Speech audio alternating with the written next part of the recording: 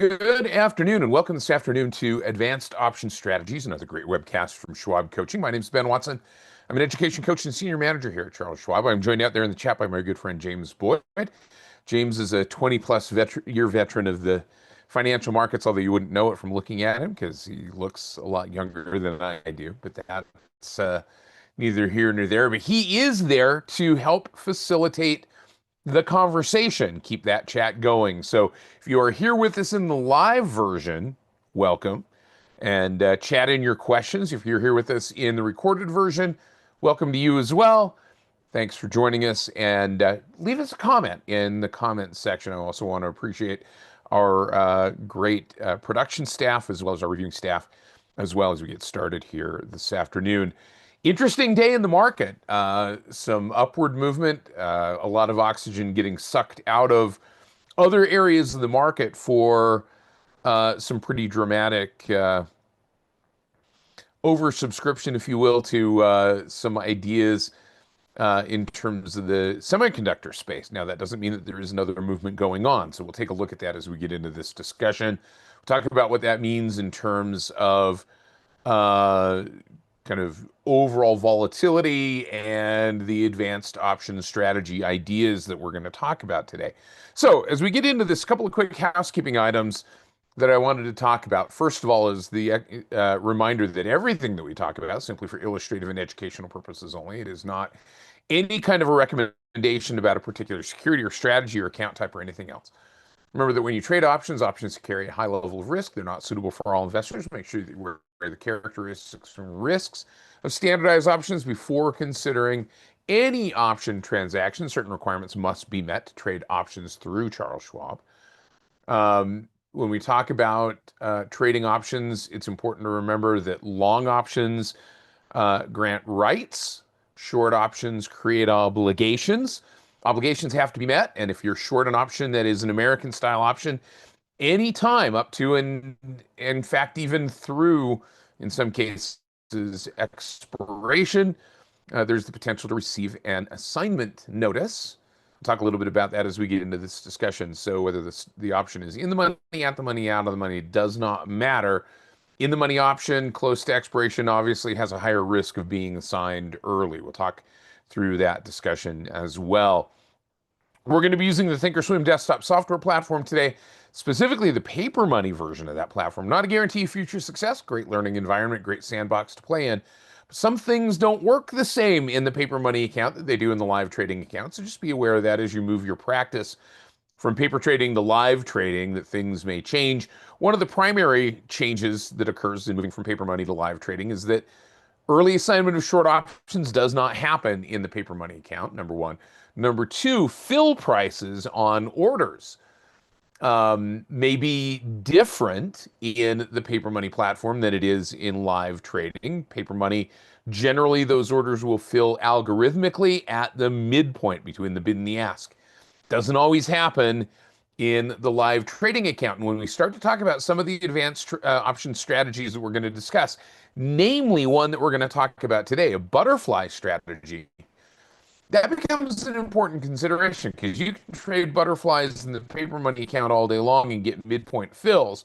You start to trade butterflies in a live trading account, and now you're maybe running into some problems because you've got 4 crossing orders. So we'll talk about that as we get into this discussion as well. So remember, investing involves risk, including loss of principal.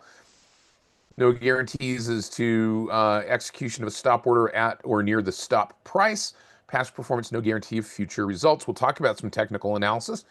It's not the only way to look at the market, but any way that you look at the market is theoretical in nature. It is not a guarantee of the future movement of the market. Schwab does not recommend the use of technical analysis as a sole means of investment research. So let's pop over here to the Thinkorswim desktop software platform, specifically the paper money version, see what's going on today. Taking a look at the S&P 500, and I don't know, I do know why that says versus the communications services sector, because I had that on there the other day. So I'm going to go ahead and I'm going to remove that.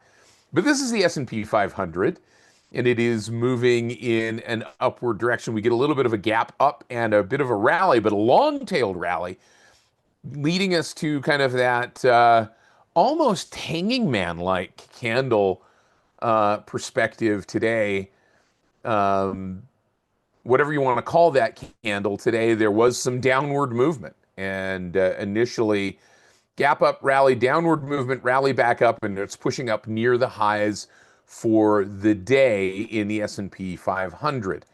Taking a look at the NASDAQ, where a lot of the activity has been taking place, SK Hynix, the semiconductor manufacturer out of South Korea, coming to market with an ADR, American Depository Receipt based IPO. That they rang the bell, the opening bell at the NASDAQ this morning.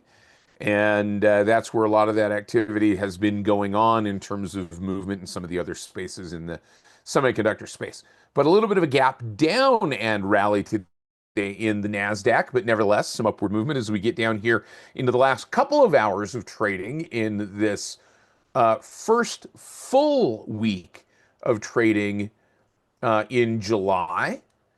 And we take a look at the Russell 2000. The Russell 2000 coming off of the end of June rebalancing, kind of squeezing back into this rising wedge pattern, if you will. But a little bit of a gap up and sell off today in the Russell 2000. Rates were on the rise. That typically has a tendency to influence the small caps, usually adversely when they go up. And so when we start to see that that movement in this particular case, so Chris, you'll have to be a little more specific. MU discount. I'm not sure exactly what you are talking about there, but I do want to talk about this really quickly. I want to pop back over here to our VIX grid, and we'll take a look at what's going on in the volatility index. And volatility down on the day. So back to maybe that relationship. So volatility, this is the overall volatility of the S&P 500. One of the things, though, we might look at, and taking a look at this would suggest that we're, again, back down in that low 15 handle on volatility, that overall volatility is a little bit lower. But if we were to take a look at something like VIXEW, right? VIX equal weight. Oops, no. VIXEW equal weight. There we go. VIX. Where am I getting to? VIX. Let's go to. You know what I would do? Let's go to the shorter term VIX here really quickly. I wanted to get to the 3-month. Let's go. I was combining symbols. This is a little bit higher, right? So we know that VIX as a whole is a 30 period or a 30-day average, if you will. And as we get to this 3-month, this is kind of taking that little bit longer perspective. Volatility here is a little bit higher. So kind of taking into account that longer perspective, getting a little bit more volatility into the mix. So, all of these are just various ways to define volatility. So as we get into this idea, that would suggest that volatility relatively low. That benefits, theoretically, benefits advanced option strategies that are driven by the long side of the trade. So a long call vertical spread, long put vertical spread. When implied volatility is low, if we go back to the VIX, when implied volatility is low, it typically tends to see an increase. When implied volatility is high, it typically tends to see a decrease. We're also going into earnings season. We're kind of in the first big week of earnings season. We've seen some of the banks release earnings. We've seen the airlines release earnings, at least Delta. And that's kind of the kickoff, if you will, to earnings season. It used to be Alcoa that was the kickoff. Now it's the big banks. So from that particular perspective, implied volatility relatively low and could potentially rise here. Thanks, Scott, for grabbing that. I appreciate that.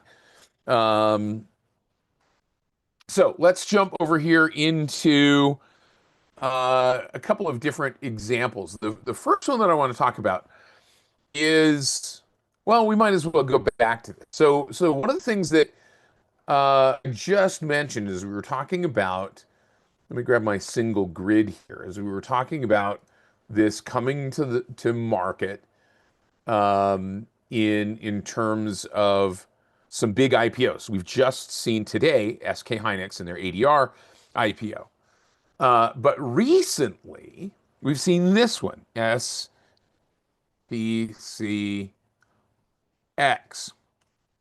And the options have been trading, and the options on this particular IPO, the SpaceX IPO, have been remarkably pretty liquid. As a matter of fact, fairly tight bid-ask spreads. From a technical analysis perspective, we don't have a lot of history here, right? In terms of price activity, but we do have a fair amount, over the course of the last couple of weeks or so. So there's been a bit of a resistance level building in right about this 171 mark or so. And coming off of the opening print at right about 145, there's been this pretty substantial and substantiated level of support right around that 148 mark. Now, that being said, this is a scenario where support can be broken, even though that was the opening price, and that resistance level can be broken, even though that's acted as a resistance level. So these are not guarantees. Yeah, Eric, SKHY, SK Hynix, today, because today was their opening bid, trades as SKHYV. Come Monday morning, it will trade as SKHY. So today is the only day that SKHYV designator as a temporary symbol would be in place. That's why you're not seeing it as SKHY. Not because Schwab doesn't show it or anything else. All right, so SpaceX kind of making this sideways move. Now, I just want to say this really quickly. We're talking about two different IPOs. These may have more history in terms of price movement. SK Hynix is traded on the Korean exchange for a while, Kospi for a while. SpaceX has been in business for a while. However, it's important to remember that both of these are IPOs. We're talking about companies that have limited history in the market under their current symbols. Therefore, technical analysis may be limited in terms of its information that it provides. And there may be greater volatility. So caution is warranted perhaps in these scenarios in terms of past performance. Of course, past performance never guarantees future success. But what I'm looking about here in this case is the idea of creating this range and taking advantage of this range, because implied volatility, well, we don't have a huge amount of implied volatility in this particular stock, and we don't have a lot of history. If we were to put this into a relative range, it's still relatively high compared to where its lowest level of implied volatility has been. It's not nearly the high, which was kind of initially on that big run up, the post 3 days after the initial offering, and then it's kind of moderated a little bit, but it's still staying relatively high. So that implied volatility being high, if this continues to move back to the upside and we get a bounce up off of the support level, that could suggest that implied volatility might drop. That might be beneficial to us as a trader of advanced option strategies in terms of taking a look at that range in which this is staying. So my thought was bracketing this directionally, because we don't have a lot of historical information, but bracketing these levels of support and resistance that have emerged. Speaking of historical information, I notice out there in the chat that there is a feedback survey. I'd love it if you would fill out that feedback survey. It's just a couple of quick questions and an open field. So fill that out, help us out, make these webcasts better for you. So we've got that resistance level up here about 170. We got the support level down here at about 148. Let's go over to the trade tab and let's take a look at how we might build this trade. I was just looking at that a little bit earlier. So notice something here. This is kind of interesting. So overall, that implied volatility, if we come down to the today's option statistics, we don't really have that historical information. So that gives us limited information. We're at 92% implied volatility.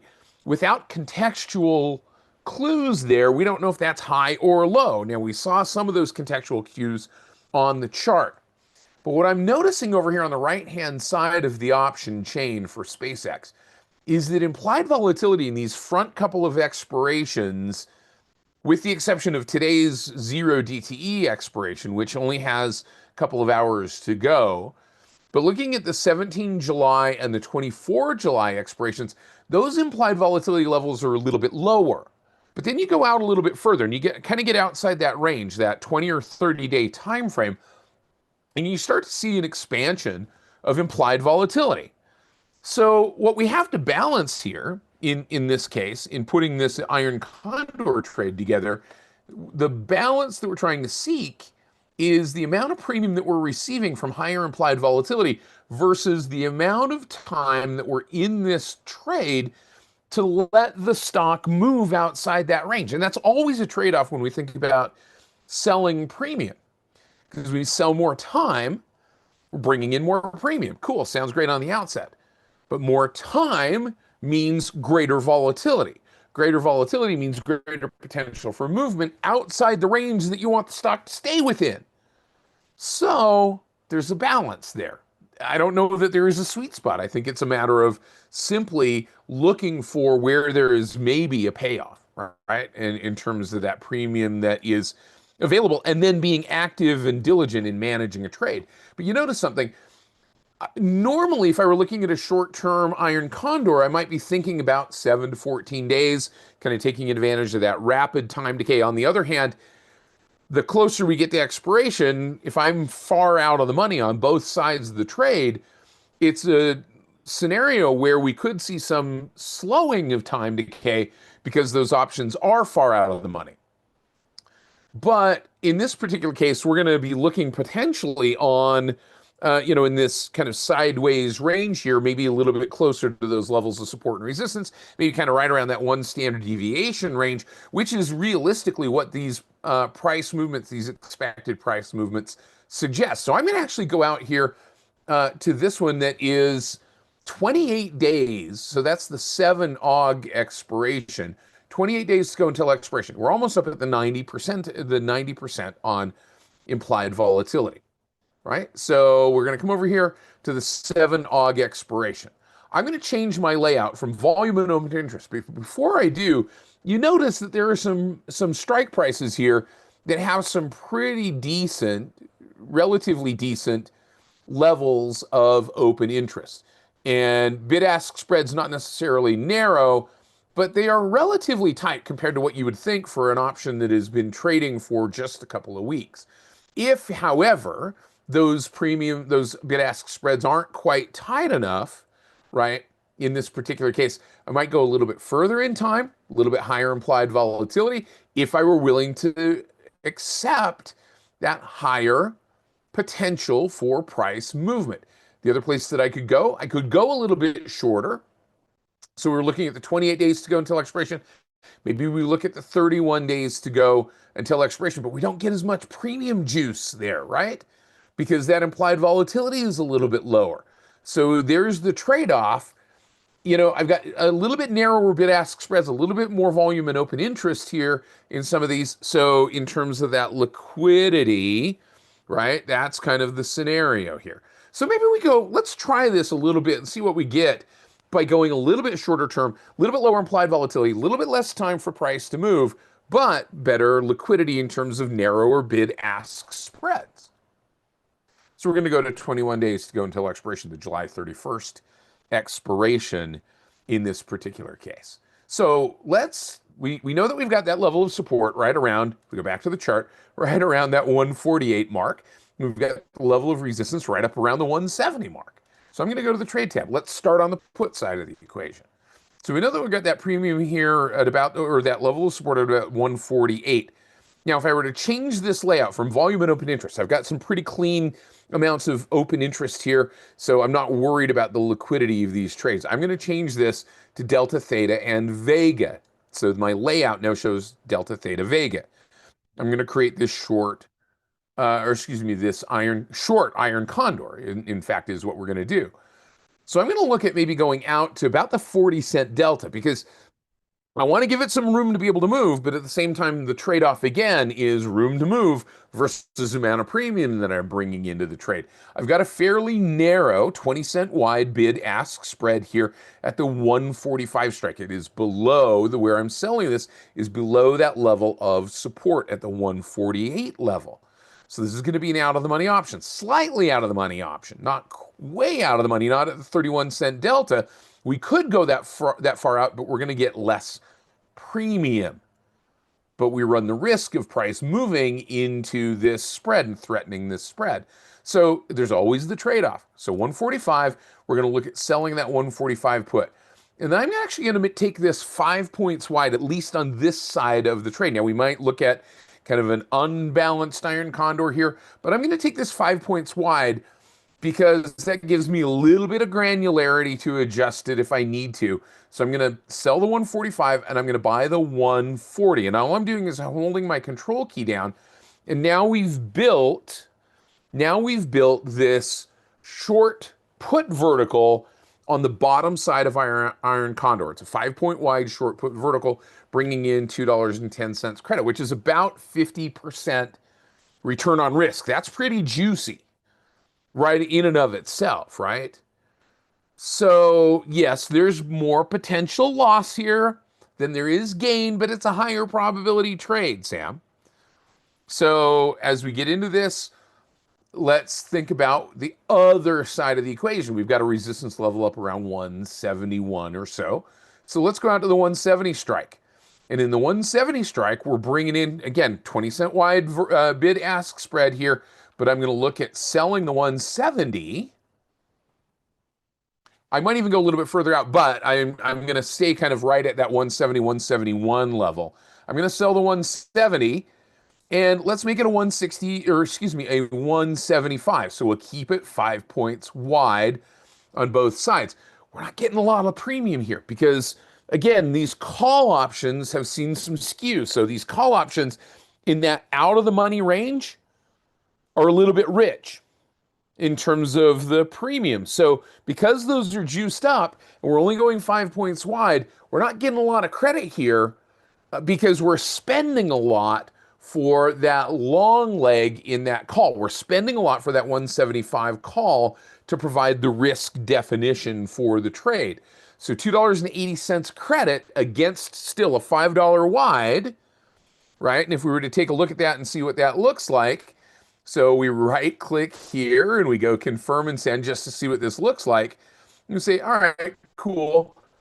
280 against 220. So we stand to make 280 is the max gain. So 280 divided by the 220 gives us about 1.27. If we were to take a look at that in terms of our risk to reward, that's pretty decent for an iron condor for 20, what are we looking at? About 28 days here or so. So fairly juicy premiums, again, especially on the downside, but that runs a challenge that gives us that challenge on the upside. So if we were to send this over to the Analyze tab, all right, let's edit this. Let's click on Analyze Trade. We'll send this over to the Analyze tab. And we can see what that looks like. And so fairly balanced potential gain versus potential loss. Potential gains this area up here, potential losses this area on either side down there, and a fairly wide plateau at the top in terms of that range where we're bracketing this price movement, right? So now we get to maybe play with this a little bit because that 175 call option, relatively expensive, right? And that's what's kind of limiting our additional credit here. But let's do this. Let's unlock that lock and let's move that out and maybe make the upside, the call side of this equation, a 10-point wide vertical spread, which means that we're going to spend less for the 180 strike to define our risk to the upside, which means that our credit's going to be a little bit better, but we've got a larger potential loss in the trade. So as I shift this leg, that 175 leg from the 175 to the 180 strike, you can see that we've got, because we're bringing in more credit, we've reduced our loss on the downside, and we've increased our potential loss, max theoretical loss, to the upside. So we've kind of skewed this iron condor a little bit to be maybe shaded a little bit more bearishly in terms of the potential for loss, right? So if this were to go one direction or another big, the preference would be, if it had to go big, the preference would be that it goes big to the downside, right? That it breaks that support level because we've got a smaller, lower net loss on that side. If it makes a big move to the upside. So that being said, I mean, this is where you kind of get to that opportunity in terms of this type of trade to play with this a little bit. So I'm going to leave it like this. Now we're bringing in 330 of credit. So we right click again, we confirm and send. Now 330, now that risk to reward, because remember, this max loss is going to show the highest max loss in the trade overall, and that would be the loss to the upside, right? If this were to go to the upside. So assuming this makes a big move to the upside, meaning it goes through both strikes, and in this case, in order to be through both strikes, this would have to make a move plus up to $180 a share or beyond in order to get us there. And it's currently trading at 148. So that's a 40-point move to the upside. The level of volatility, even as high as that level of volatility is at the moment, doesn't really support that in terms of that expected move. Doesn't mean that it can't go there. It just means that it's not likely to go there in this particular case. So now we've got 330 max gain against the upside potential max loss of 670. Now, downside's a little bit different, but the Thinkorswim platform is going to calculate to that max theoretical loss on the trade, assuming worst case scenario, price of the stock going to the upside. You can push this out to a longer time frame, but remember the balance, longer in the trade, longer time for movement in the underlying stock, right? Now, SPCX is moving up a little bit, but, there's some rebalancing. Lockup periods are going to start expiring for some of those initial offers, and so there's going to be the potential for selling at some point, and so you're going to see that. Plus, think about this. We've just had another very high-profile IPO. So some investors who had entered this IPO and maybe saw a little bit of an upward movement, maybe sold or are selling to raid the piggy bank to buy into something else, the next big, bright, shiny object, right, Chris? So absolutely. Yeah, there you go. So in terms of, and in terms of the potential area where the price of the stock is likely to be, because remember this range right here, let's kind of come back and edit this. This range that we're looking at, that shaded range right there, is the range in which the trade is likely to be, or in terms of where the price of the stock is likely to be. That's a 1 standard deviation range, that lighter shaded area here on that risk graph. All right, so there's that trade right there. Let me pop that back up. I popped it down, and we're going to put it right over here.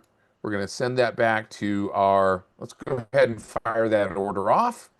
We're going to put this in our market movers, and we're going to send that order off and see what we get. And it filled for us at 330. And again, that's going to be a midpoint. If we were doing this in a live trading account, we try to work that a little bit inside that midpoint, just to kind of work that trade somewhat. Because remember, we've got 4 crossing bid-ask spreads there that we've got to navigate. That represents a challenge, right? That one of the challenges that represents is in getting into and out of trades. So that takes me to this next example that I wanted to look at here really quickly, which is one that I looked at a couple of times this morning. This is STX, Seagate Technology. And some of you, if you were watching earlier, probably saw me talk about this near the opening of the market this morning. But Seagate Technology kind of creating this very strong uptrend for sure, but also kind of creating this head and shoulders potential pattern. Now, it's almost invalidating that right-hand shoulder. We got a little bit of a gap down and rally today. some analyst movement in terms of price targets and things, but look at where implied volatility is. Implied volatility is above 100%. Now, there's a couple of reasons for that. If we look over the horizon just a little bit, let's go to our time axis here, and let's give ourselves 50 bars out into the future. We know that we've got an earnings announcement coming up on the 28th. So it's important to be cognizant of that time frame in this particular trade, that earnings announcement on the 28th. So overall bullish, implied volatility is high. So that presents us with an opportunity to sell some of that premium, that juicy premium. So let's see what we can do here with this trade. So the trade that I was thinking about in this particular scenario, and again, this is at the 97th percentile. When implied volatility is up in that 97th percentile, it's likely to come down. Doesn't have to, but it typically tends to be a mean reverting circumstance. So I put a couple of trades together here earlier. I've got a couple of saved orders. So the first one is kind of a straight up, out of the box butterfly spread. So I'm going to send that one first to the Analyze tab. So when we create a butterfly spread, it's 1-to-1 generally, but you can do it different ratios. But it's generally, in this particular case, as a long call butterfly spread, it is an in the money call, selling two at the money calls, or slightly out of the money calls, and then buying another out of the money call. So you're creating a short call vertical and a long call vertical at the same time, essentially. Just the center strike is the same. That's how it becomes known as a butterfly spread, as opposed to an iron condor, which has a little bit wider wingspan than a butterfly. So we're going to right click on this, and I'm going to send this to the Analyze tab. So I've got this here. We're going to take a look at this butterfly spread. I'm going to take one of those off because I already had that in there. And you can see what that trade is looking like it's doing. Now, I'm doing this in a short term because remember, we've got that earnings announcement coming up on the 28th. So I want to be out of this trade theoretically at or before that earnings announcement, because that can create some adverse movement. Because if I were just doing this out of the box, standard stock, just typical butterfly spread, this is the 17th. We're going to move this expiration to the 18th there. And I'm going to set my slices to break evens. There's where it crosses that line. I've got a fairly narrow target. But remember, here's the thing. Butterfly spreads, 4 cross orders, 4 bid-ask spreads that we need to cross. So it becomes, a sometimes difficult trade to put on in terms of getting the trade on, because you've got an out-of-the-money option, you've got 2 at the same strike, and then you've got an in-the-money option. Can be difficult to put the trade on. It typically tends to pay late towards expiration because you got to hold on to it all the way or close to that expiration in order for that extrinsic value to decay away. Because remember, here's the thing. If this moves towards our short strike is the $1,000 strike right there. That means that our 1,025 or our 1025 strike is going to be further out of the money. If that's further out of the money, guess what? That's going to retain extrinsic value until very close to expiration. Because remember, and I'll just draw this in really quick so that we can see this. I'm not going to belabor this, but some of you have heard me talk about this before. The typical time decay curve that we're used to seeing is the at the money curve, ATM, right? So if we've got a long strike that is at the at the money strike, the decay curve looks like this. And it's relatively rapid as we get close to expiration. Great. That's something we can rely on. That's nice to know. The problem is, if we're looking at this short strike, we've got that 1,025 short strike, that's going to be right about there. If this goes in the direction we want it to go, which is slightly up, then that becomes more out of the money, right? OTM. And OTM options or deep ITM options, in this particular case, have a different time decay curve. That time decay curve looks like this. Let me ask you this. How many of you have ever traded long vertical spreads that just take forever forever for that last little bit of extrinsic value to decay away out of it, right? Or short vertical spreads that are far out of the money, right? And it just takes a long time for that time decay to decay out of there. It's because when you've got an out of the money option or a deep in the money option, that rate of time decay slows down, in fact, as you get close to expiration. Partly because there's just not a lot of extrinsic value left, partly because as we get to that point, it just doesn't. That $2 debit is what it was when I put the trade, when I was looking at the trade earlier. I'll unlock it here in just a second. But it's this range right here. This lack of time decay, this slowing down of time decay, is simply a function of how theta works as we get closer to expiration. So knowing that, we know that out of the box, butterfly spreads just kind of do what they're going to do, and they become late payers, right? That becomes a challenge in putting the trade on.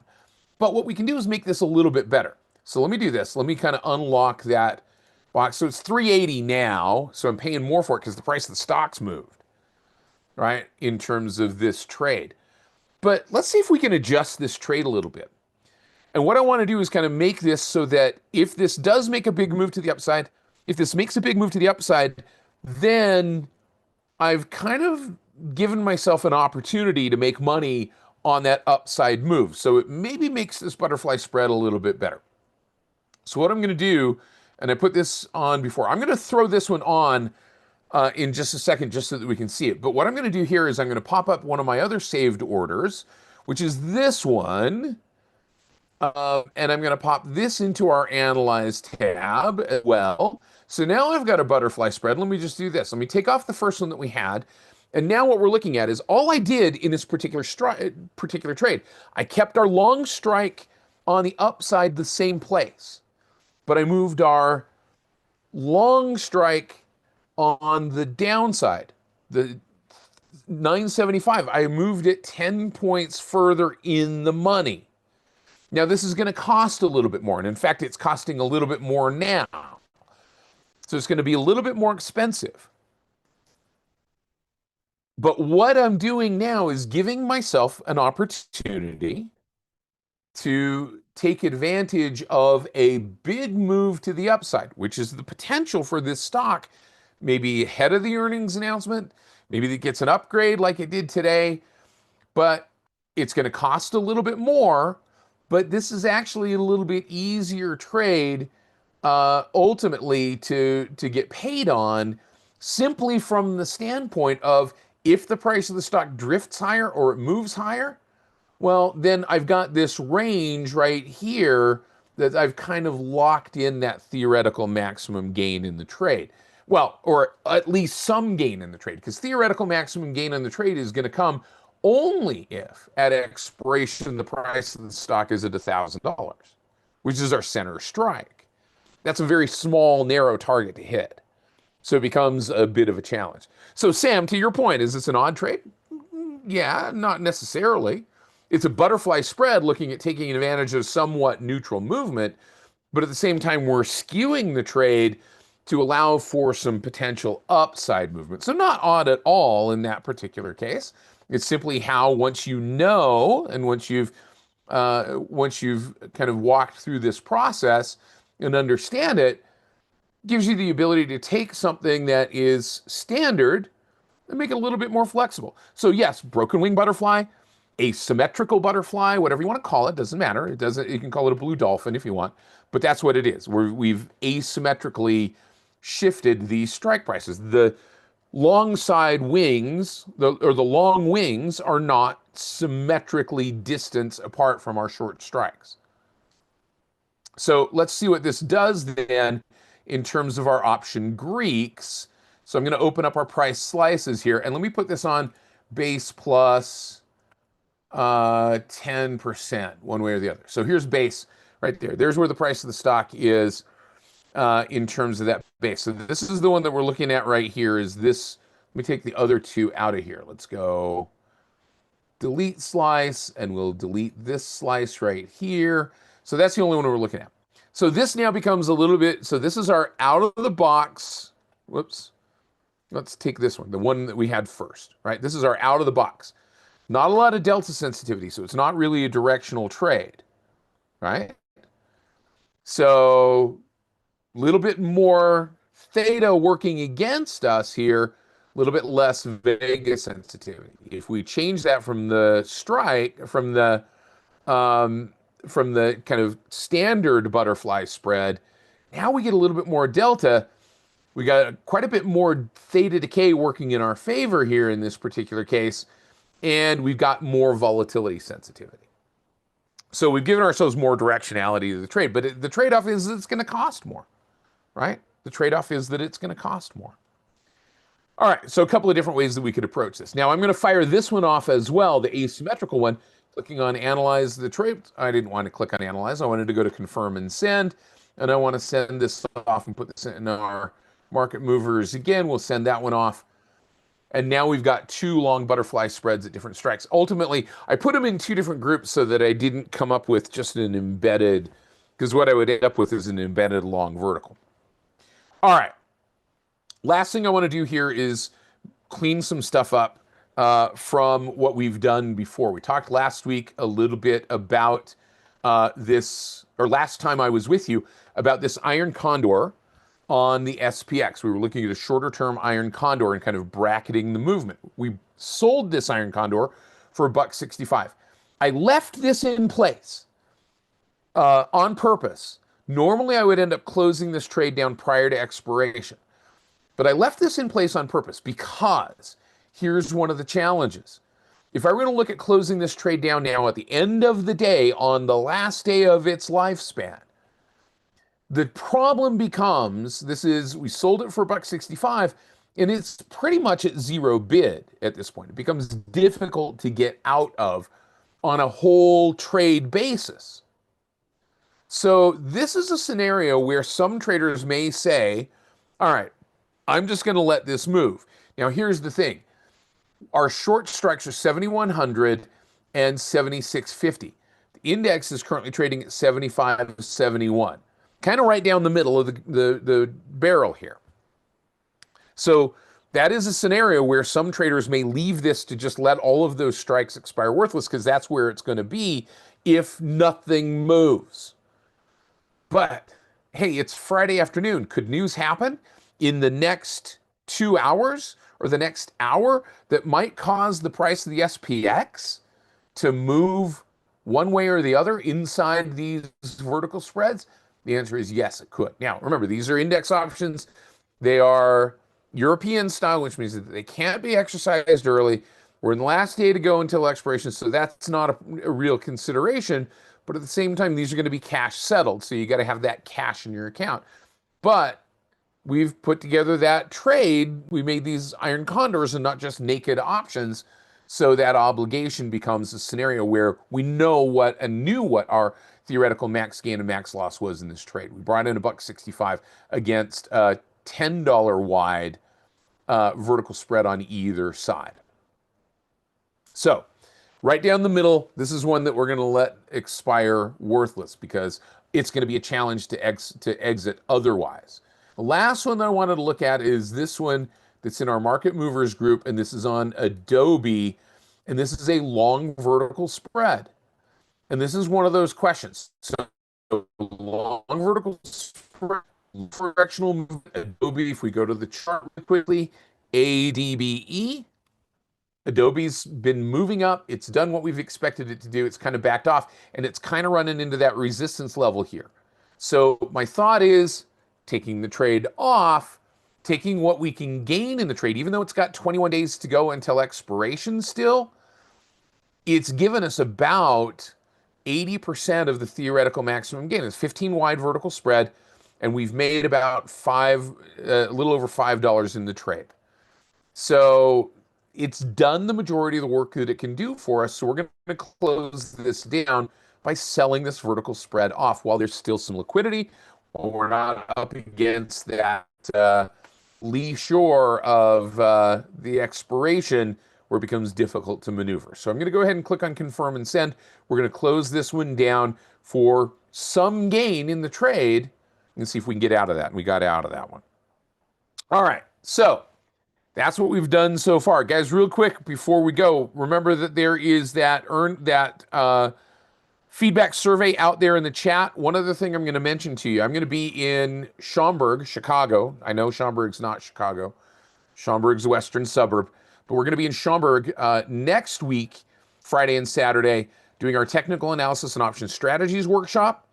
Then we're going to be in Dallas on August 1st doing our market drive event, which is a one-day sampler of a lot of different ideas and actionable items. And then this is the interesting one that's coming up. Orlando's going to be interesting too, but August 28th and 29th, we're going to be in New York City.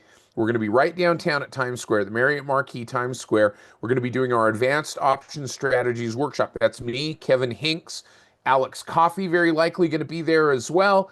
And that's going to be a fun one, especially for those of you that have that are coming to this particular webcast on a regular basis, this advanced option strategy. So join us for that. No cost to you. We'd love to have you there with us. And we'll see you there at one of those workshops. My thanks to James Boyd for helping out today. And of course, our great production staff. Hey, give us a follow over on our Trader Talks webcast page if you haven't done so already. That's where you can find all of the recordings of our content. We'll see you soon. Take care, everybody. Have a great weekend.